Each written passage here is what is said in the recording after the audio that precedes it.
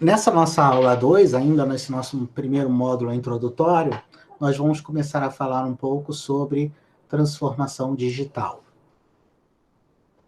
Então, nós aqui temos ainda as mesmas descritivos do módulo, né? Falar sobre as nossas introduções à inteligência artificial.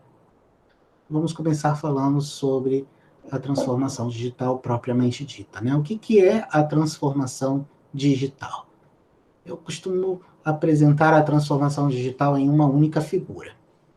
Ela é o que nós chamamos hoje de indústria 4.0, uma revolução que começou ainda com os primórdios da modelagem computacional, como nós a conhecemos, quando usamos simuladores computacionais tradicionais, de fluidodinâmica computacional também, modelagem computacional, códigos in-house, isso faz parte, tá, da transformação digital. Ela tem seu grande boom, entretanto, posteriormente, no campo de modelagem, através da chamada Big Data, Data Science e inteligência artificial propriamente dita, que nós vamos comentar um pouquinho depois sobre esses termos nos próximos slides. Eu vou focar sobre aquilo que não é foco do nosso curso agora aqui, que é a robótica e a automação, né? Quando nós falamos sobre robótica e inteligência artificial, nós estamos focados nas criações dos softwares. Nós não estamos focados na criação dos hardwares. Os hardwares fazem parte da transformação digital, mas os softwares é que são parte da inteligência artificial. A mídia social, e aí eu falo de todas as mídias sociais que você possa imaginar, Facebook, Instagram, ResearchGate, LinkedIn, qualquer uma. Tem dezenas de milhares de redes sociais, né, que nós utilizamos hoje em dia, até mesmo a criação dos comunicadores instantâneos, como Telegram, e Telegram, WhatsApp, o próprio YouTube, eles são sistemas de vídeo, no geral também, eles são parte desse conjunto de mídia social. O que isso aqui representa? Hoje, qualquer pessoa com um celular consegue gravar um vídeo, colocar no YouTube e falar com milhões de pessoas. Comunicação não é mais linear, não é mais restrita a sua produção em pequenos escritórios de grandes centros comerciais, de grandes centros de excelência. Ela pode ser feita por qualquer pessoa, em qualquer lugar. Se ela vai ter ou não vai ter qualidade, eu não sei, mas você pode fazer isso em qualquer lugar e, a princípio, todas as pessoas são aptas a produzir conteúdo com qualidade. O fato, a realidade mostra que nem todos os conteúdos têm qualidade, mas isso é outro assunto. É um assunto que filtrar esse grande volume de informações, mas também demonstra o seguinte: você hoje consegue amostras das vozes de centenas de milhares de pessoas com muita facilidade. YouTube está lá, de graça, para qualquer pessoa que queira pegar. Acesso móvel e a internet, em 1997, quando eu comprei o meu primeiro computador, acesso à internet era um luxo. Meu computador não tinha, 1996. Meu computador não tinha modem. Você tinha que comprar um modem à parte. Você conectava numa linha de escada. Tinha que brigar com seus pais para conseguir aquele tempinho para fazer a conexão usando aquela discagem única que tomava toda a sua linha telefônica. Que, por sinal, ter telefone não era também uma das coisas mais fáceis. Você não conseguia comprar um telefone assim facilmente. Minha mãe passou 15 anos em uma fila para conseguir ter seu primeiro aparelho. Hoje em dia, qualquer pessoa vai numa lojinha na esquina e compra 2, 3, 4, 5, 10 telefones. Não tem limite. Quer internet? Você sai com 5, 6 módulos de acesso à internet. Quer levar à sua casa? Tem 10, 15 operadoras disputando você. A realidade é outra. Facilidade de acesso encontrou aquela possibilidade, né? Uma coisa viabiliza a outra, tá vendo? Você tem as mídias sociais, o acesso móvel à internet, a computação distribuída, o cloud computing, todas essas coisas estão muito interligadas, né? que é a computação distribuída? Seu computador agora não é mais um único computador. Originalmente, né, por necessidades de desenvolvimento de remédios para grandes causas, eles sugeriam você instalar programas que compartilhavam o uso do seu CPU pela internet nas suas horas vagas para desenvolvimento de remédios, e aí fazia escalonamento mundial através da rede mundial de computadores. Hoje em dia você consegue construir um cluster na sua casa, se você quiser. Não é barato, mas não é proibitivo. Você consegue comprar como um ser humano não individual, né? Sem um financiamento industrial. Cloud computing ainda torna isso ainda mais fácil. Algumas simulações computacionais podem requisitar clusters de altíssima capacidade, mas você pode alugar uma máquina na rede mundial de computadores e utilizar os serviços de processador que elas te oferecem. E você não precisa comprar a máquina, fazer a manutenção da máquina, nem usar a sua energia elétrica. Você paga, claro, por tudo isso, mas paga através de uma conta de usufruto da máquina, que pode estar limitada pela sua necessidade de uso de fato. Bom, isso teve que entrar em consideração uma coisa.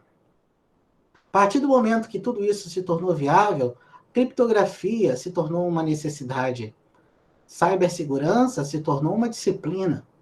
Biometria, qualquer celular agora, minimamente smartphone, já possui um sistema de reconhecimento de digitais. Os mais sofisticados têm reconhecimento facial.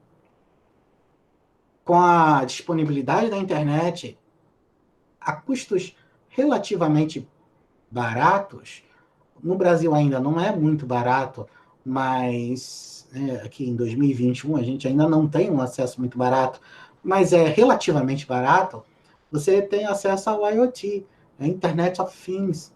Isso quer dizer o quê? Quer dizer que você pode ter uma geladeira inteligente que te diz que está faltando queijo, você precisa comprar queijo. Mais do que isso, ela se conecta ao seu celular, ao seu relógio, ela sabe onde você está, ela te diz que você está passando em frente ao supermercado, ela diz quanto está custando o queijo naquele supermercado, te oferece as opções entre 2, 3 mercados na região, o tempo que você vai levar para chegar lá, o tempo que você vai levar para chegar em casa. Ela te ajuda. Ela pode até fazer encomenda para você, porque ela sabe onde você está, quanto tempo você vai demorar para chegar em casa. Ela pode fazer uma encomenda, porque ela sabe que a encomenda vai chegar depois de você. Ela pode fazer a compra. Ela pode ligar o ar-condicionado da sua casa quando você estiver se aproximando, preparar a temperatura da água para você tomar banho naquele momento certo. Ela pode gravar os seus programas prediletos que você não pode ver porque está fazendo uma coisa ou outra naquele momento e deixar organizado com uma notificação. E você tem tudo isso automatizado, tudo integrado. A que preço, né? Ao preço de que você está permitindo que todos esses sistemas conheçam o seu comportamento. Aí vem aquela questão da criptografia, da cibersegurança, da biometria, da confiança pessoal daquilo que você está fazendo, mas também daquela questão de como você realiza essa conexão com segurança. Como você sabe que você, de fato, está mandando a mensagem da geladeira da minha casa para dentro do meu smartphone e ele está comigo de fato. Você tem possibilidades de comunicação, blockchain, que foi criado pensando nessa questão de criptomoedas, mas que é uma tecnologia muito mais robusta que isso, permite transações entre duas pessoas, uma realidade hoje em dia no Brasil, uma realidade no Brasil que não é a realidade no mundo inteiro. Não existe Pix nos Estados Unidos. Você não consegue fazer isso. Aliás, TED nos Estados Unidos ainda é difícil. Realidade aumentada e realidade virtual. Realidade virtual é quando você, por exemplo, entra numa imersão nova, né, num novo universo, ou, por exemplo, você quer ver como é um comportamento lá embaixo, na região submarina, né, de uma exploração de petróleo, por exemplo. Então, você se projeta dentro de uma sala que cria virtualmente aquele ambiente que está sendo vivido lá embaixo. Realidade aumentada, você, por exemplo, consegue pegar o seu celular e caminhar por uma rua, e através da imagem do seu celular, ele vai dizer, aqui é a casa onde morou fulano de tal, aqui é a rua do sei quê, a história deste bairro é essa, por aqui existe um restaurante, por ali existe uma outra oferta. Você pode ver, olha, aqui existia uma grande árvore, aí mostra a foto da árvore quando você olha pelo celular, quando você olha para o lado de fora, a árvore já não existe mais, porque, sei lá, caiu. Você tem toda uma integração entre a realidade e o momento que você está observando, inúmeras possibilidades, né? Famoso, né? Isso ficou muito famoso, o pessoal caçando Pokémon na rua, basicamente usava a realidade aumentada nos seus primórdios de tecnologia. Hoje elas estão bem mais sofisticadas, já existem muitas imersões sobre isso. Questões sobre privacidade ainda prevalecem, por exemplo, o Google pensou em criar um sistema com um óculosinho bonitinho, onde você tinha todas as informações ali na sua tela.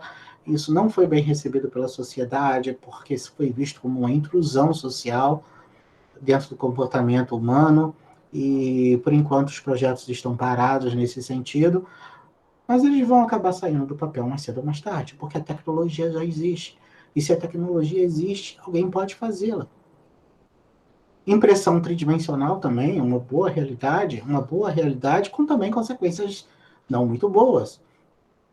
A Universidade Federal Fluminense, no início da pandemia contra o Covid-19, tinha um grupo que se dedicava a criar impressões 3D de suportes que eram utilizadas para a confecção de máscaras do tipo face shield, que foram utilizadas pelos hospitais da região de Niterói.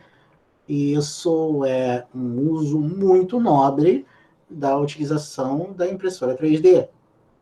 Por outro lado, muito antes disso, de uma forma não tão nobre, pessoas cogitam criar impressões 3D para reproduzir armas. Então você não precisa mais traficar uma arma. Tudo que você precisa é comprar uma impressora no lugar onde você quer a arma. Todas essas coisas, elas se somam com questões positivas, questões negativas, e agora nós temos um desafio muito grande pela frente. A transformação digital veio para ficar.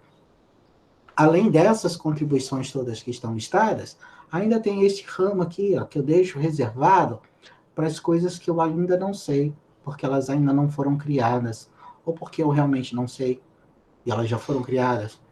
Mas as contribuições que vêm do futuro, que vão se somar a esta nossa caixinha de transformação digital, que vai revolucionar a forma com que nós enxergamos a nossa indústria real, ao qual nós estamos inseridos de uma forma definitiva.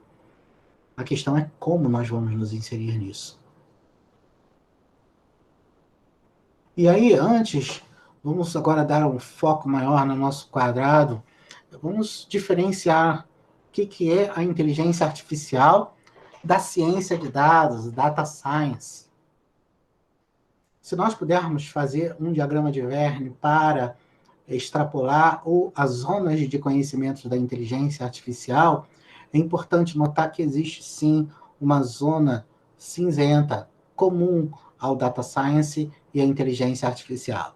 Mas o data science, ele se destaca por organizar dados, tirar informações de dados, manipular dados e não necessariamente utilizar técnicas de inteligência artificial para interpretar dados. Mas, claro, a zona cinzenta está aí justamente por isto. Você pode sim ter uma região onde a inteligência artificial ou data science não tenham fronteiras, são a mesma coisa. Aprendizagem de máquina ou machine learning é uma sub-área bem significativa em tamanho, embora o diagrama não mostre isso, da inteligência artificial. E deep learning, ou aprendizagem profunda, é uma área da aprendizagem de máquina específica e bastante notável pelas consequências que elas têm no dia de hoje. Sendo um pouquinho mais abrangente, né? Vamos onde é que a Big Data e a estatística entra nesse conjunto. Bom, a Big Data, ela está aqui embaixo, né? Se você parar para pensar, o que ocorre de diferente do Big Data, do Data Science, é que você não consegue simplesmente dizer assim, eu quero que você carregue 50 terabytes de dados na memória do meu computador. Porque não cabe.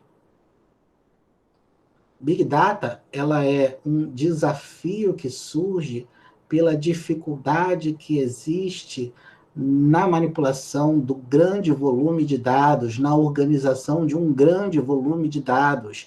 E quando eu falo grande, é grande mesmo. Não é porque a sua planilha não consegue mais, porque ela já extrapolou o número de linhas, que você chegou a uma carga de Big Data. Big Data é problema de grande porte, de centenas de milhões de linhas, milhares de linhas.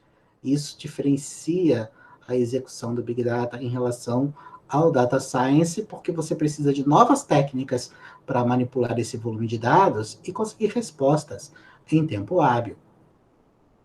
A estatística, que não dá para... Existe uma zona da estatística que não tem nada a ver com todas essas coisas, mas existe uma grande parte da estatística que ela é, na verdade, o fundamento básico utilizado por todas essas coisas que nós vamos fazer.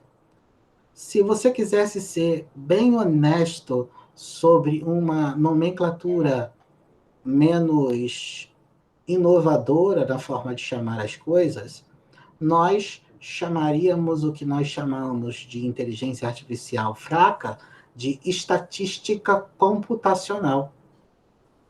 E ela seria estatística computacional em todas essas áreas. E não haveria grandes problemas nisso. Todo mundo estaria preciso em suas nomenclaturas, inclusive alguns livros que eu referenciei no módulo 0, no início, sobre o curso, é justamente apresentando um dos livros principais que está lá, é Statistical Learning. Por quê?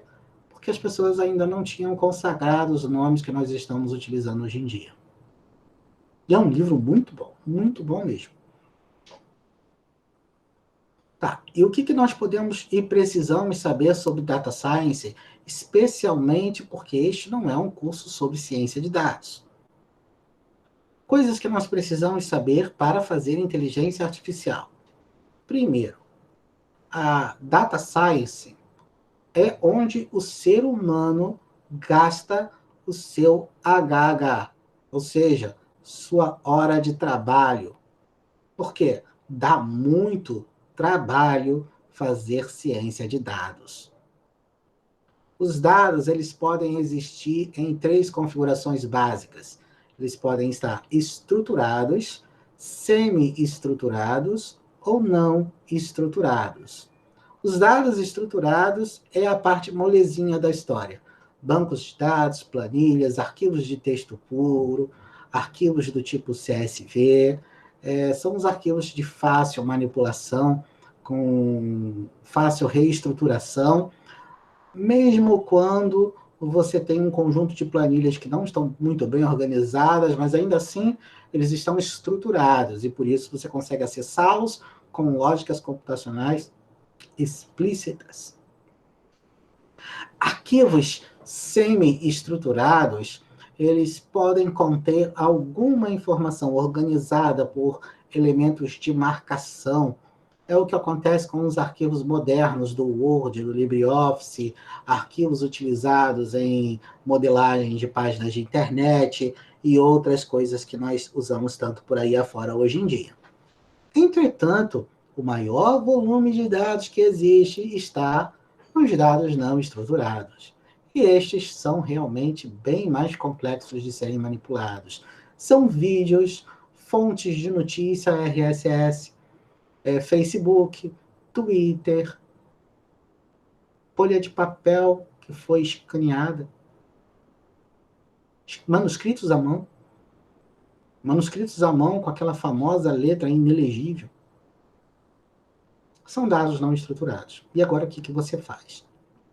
Na ciência de dados, nós nos preocupamos em como manipular esses dados até que eles estejam e possam ser servidos a seu propósito, né? Então, nós temos o que nós chamamos de execução prévia de todo o fluxograma de trabalho de inteligência artificial. Nós temos que extrair o dado, transformar o dado e carregá-lo para que você possa executar, então, os seus algoritmos de inteligência artificial, seja eles quais forem.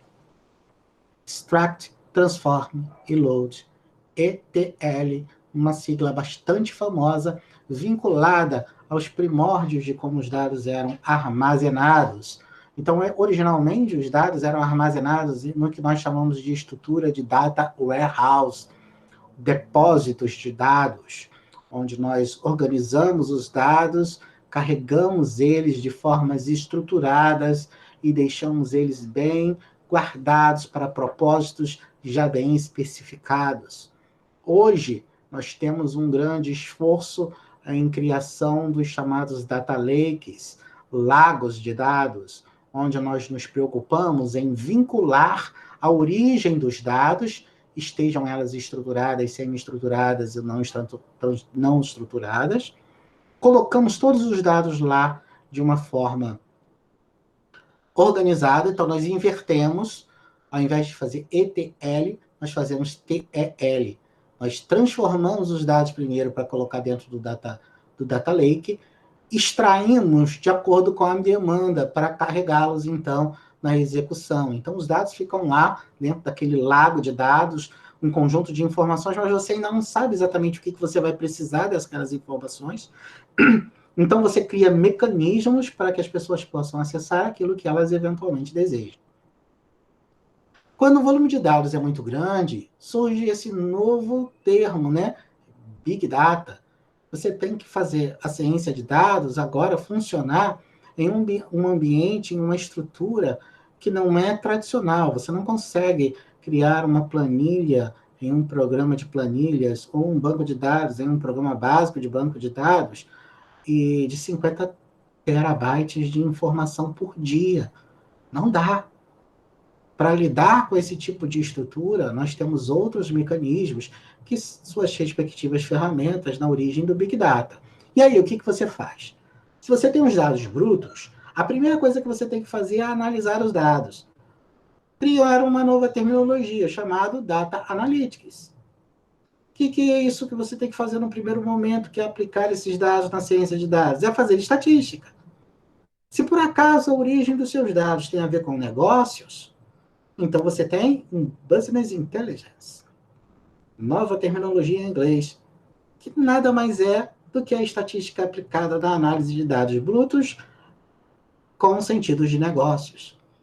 E por fim, porém não menos importante, você pode organizar esses dados para que possam ser utilizados por algoritmos de técnicas ou técnicas de inteligência artificial como um todo. E como os dados estruturados, eles existem, né? Esse slide aqui, ele conta com um pequeno conjunto de dados. Esse é um conjunto do Google Play Dataset, um conjunto de dados muito pequeno, mas que é excelente para fazer inúmeras explicações. Em diversas aulas do curso, eu vou voltar a esse pequeno conjunto de dados, porque nós conseguimos elaborar algumas questões manualmente, realizar algumas contas manualmente, para expor alguns conceitos, utilizando essas tabelas, essa pequena tabela de 14 linhas. Existem 14 linhas aqui e tem 5 colunas. Mas existem nomenclaturas específicas. A esse banco de dados, nós chamamos de uma relação. É um conjunto de dados que estão organizados em linhas. Cada linha, nós damos o nome de instância. Então, o conjunto, uma relação, é um conjunto de instâncias. É uma planilha, é um conjunto de dados. Uma linha é uma instância, uma linha desse banco de dados. Cada coluna desse banco de dados, desta relação, ela é conhecida como atributos ou dimensões. Os atributos ou dimensões podem ter relações onde um dos atributos ou dimensões é especial. A esse atributo especial que surge em problemas de classificação, nós chamamos de classe. Então, os atributos são o quê? As características importantes dos dados. Então, o que nós temos nessa relação? Nós temos uma relação de características climáticas com um evento característico, se houve ou não jogo de golfe para aquele dia, momento onde teve esses valores de atributos e dimensões. Então, cada instância possui uma linha deste banco de dados, desta relação, que fornece esta relação entre as características do clima e o evento classe de dados. Ou evento classe, que houve ou não jogo de golfe.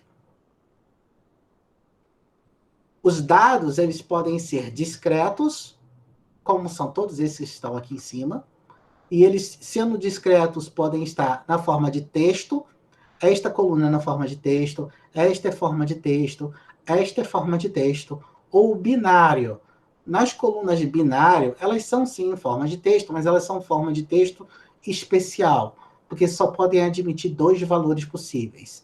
Yes ou no, true ou false, 0 ou 1, ou qualquer coisa dualista que você queira representar para esses elementos. Lógica booleana simples. E os dados também podem ser contínuos, onde aqui nós teríamos valores numéricos. Por exemplo, não é o caso, mas aqui onde está a temperatura do clima, ao invés de dizer que está frio, morno ou quente, poderia estar o valor da temperatura. Então, é muito importante nos familiarizarmos com estas designações técnicas a respeito da estrutura de tipos de dados. E nós vamos usar isso bastante ao longo do curso.